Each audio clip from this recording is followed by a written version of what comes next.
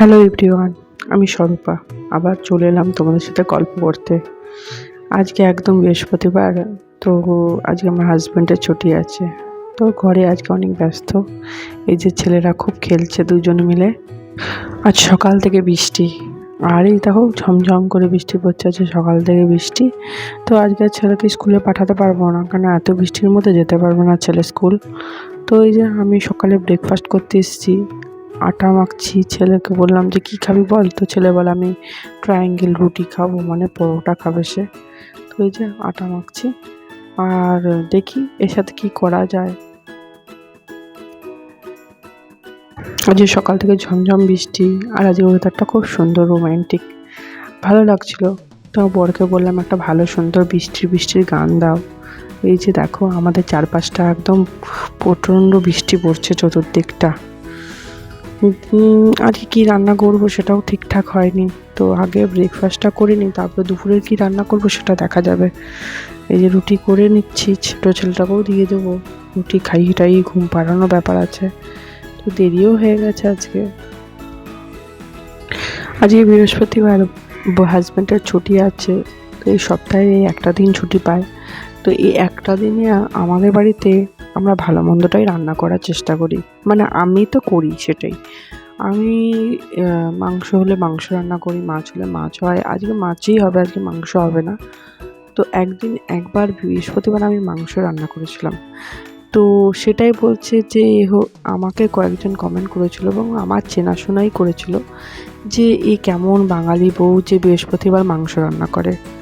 আমার তাদের সাথেই কথা বলার একটাই অভিজ্ঞতা, মানে আমি বলতে চাই তাদেরকে যে সব বাড়িতে বৃহস্পতিবার নিরামিষ হয় না, সবার বাড়িতে সমান হয় না। তোর বাড়িতে হয়তো সমান হতে পারে, তোর বাড়িতে নিরামিষ হতে পারে, বাট আমার বাড়িতে হয় না। আমরা এক সপ্তাহে একটা দিন ছুটি পাই, ওই একটা ছুটির দিনে আমরা ভালো মন্দ খেয়ে কাটিয়ে দিই, ঠিক আছে। আর আমার বাড়িতে তো নিরামিষ কোনো দিনও হয় না। বৃহস্পতিবার বৃহস্পতিবার যেরকম আমাদের, এমনকি আমাদের বাড়িতে যদি বলো লক্ষ্মী পূজা হয়, কিন্তু আমরা ঘট পাতি না। লক্ষ্মী পুজো, লক্ষ্মীবারে যেটা কোজাগরি লক্ষ্মী পুজো হয়, সেটা আমাদের বাড়িতে হয়ে থাকে প্রত্যেক বছর। কিন্তু আমরা লক্ষ্মী ঠাকুরকে বসন পড়াই, কিন্তু আমরা ঘট পাতি না। আমরা সুন্দর করে লক্ষ্মী ঠাকুরকে স্নান করে লক্ষ্মী ঠাকুরকে বসন পড়িয়ে আমাদের যা যা রিচুয়াল থাকে সেগুলো আমরা করি। বাট তাও নিরামিষ হয় না, আমরা আমিষই খাই বৃহস্পতিবারটা। আমি যতটুকু জানি লক্ষ্মী ঠাকুর আমিষই খান, ঠিক আছে। উনি বিধবা নন, উনি মানে সধবা, তো উনি আমিষই খান। অনেক জায়গায় আছে, অনেক বাড়িতে আছে লক্ষ্মী পূজার দিনকা মাছ রান্না করে খাওয়ানো হয়, মানে লক্ষ্মী ঠাকুরকে এমনকি পরিবেশন করা হয়, ইলিশ মাছ দিয়ে পরিবেশন দেয় লক্ষ্মী ঠাকুরকে।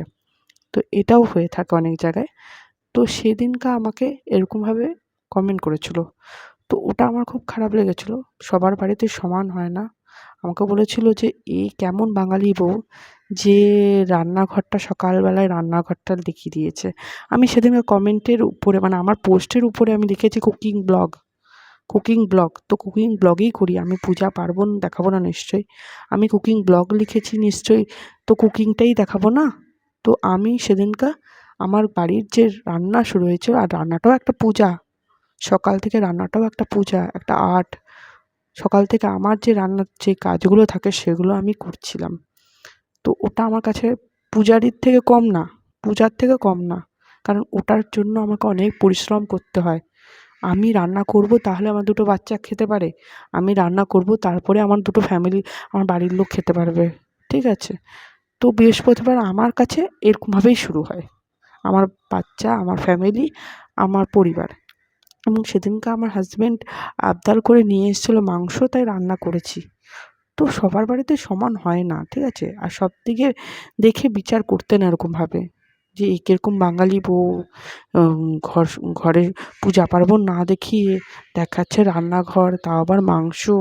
প্লিজ এরকমভাবে কমেন্ট করিস না কাউকে, ঠিক আছে।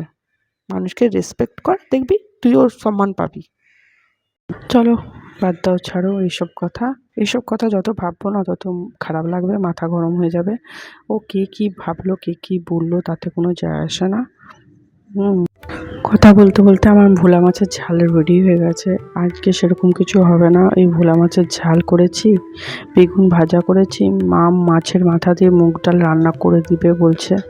আর এই দেখো আমার ছেলের জন্মদিনের অ্যালবামটা এসে গেছে, কালকে রাত্রে এসেছিলো, তো বাবা দেখছিল, তো সেটাই আমি একটুখানি তোমাদের কাছে তুলে ধরলাম। আর করবো ভাবছিলাম পটল আলু চিংড়ির তরকারি। এই যে গাছের আম দিয়ে আজকে পুজো দিয়েছিল, তো এই খাচ্ছি প্রসাদ। আর ছেলেটা আম দেখে দৌড়ে চলে এলো, আম খাবে বলে, ওর আম ফেভারিট। আম কলা, ও ফলটা পছন্দ করে, ও খাবার দাবার থেকে বেশি ফলটাই পছন্দ করে, ও নিজের ভাত খাবে না, ওকে ফল দাও ও ফল খাবে। এই হলো ব্যাপার। কালকে আমি পেয়ারা খাচ্ছিলাম, সেই আমার কাছ থেকে হাফ ফালি পেয়ারা নিয়ে নিল, নিয়ে আমি খাবে না হয়তো, খেলছে, ও মা ওটাকে অর্ধেক করে দিয়েছে, আর এত শক্ত পেয়ারাটাকে অর্ধেক করে খেয়ে নিয়েছে। ওর ফলটা খুব প্রিয়, ও ফলটা পছন্দ করে। এই যে নাচ করছে, ওর বাবা গান চালিয়ে দিয়েছে, তাই ও নাচ করছে।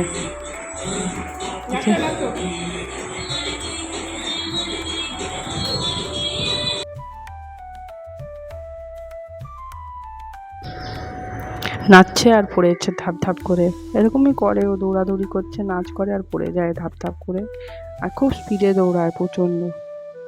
এই যে ঘুরতে ঘুরতে তাপাস তাপাস।